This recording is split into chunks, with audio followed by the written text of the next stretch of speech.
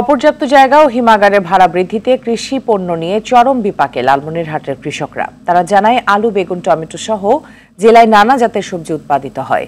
তবে আলু সংরক্ষণে গেল বছরের চেয়ে এবার বেসরকারি হিমাগারে কেজি প্রতি 4 টাকা ভাড়া বেড়েছে। লালমনিরহাট থেকে মিজানুর রহমান মিজানের প্রতিবেদন, জানাচ্ছেন সৈয়দ মাহমুদ। কোটি মানুষের আস্থার ভালোবাসায় 11 বারের মতো দেশের 1 নম্বর রেফ্রিজারেটর ব্র্যান্ড ওয়ালটন। আলু, বেগুন, টমেটো, গাজর সহ নানা জাতের শাকসবজি উৎপাদনে বিখ্যাত উত্তরের জেলা লালমনিরহাট। জেলার চাহিদা মিটিয়ে দেশের নানা প্রান্তেও পাঠানো হয় এ অঞ্চলের সবজি। তবে ফলন ভালো হওয়ায় এবছর আলু সংরক্ষণ নিয়ে দুশ্চিন্তায় তারা।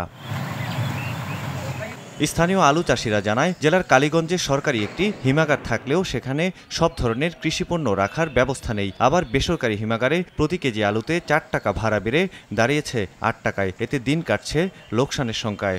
গেল সিজনে স্টোর ভাড়া 4 টাকা কেজির মতন পড়ছিল, আর এবারের জন্য আগেই সাইনবোর্ড লাগিয়ে দিয়েছে যে 8 টাকা স্টোর ভাড়া লাগবে, কেজি প্রতি 8 টাকা।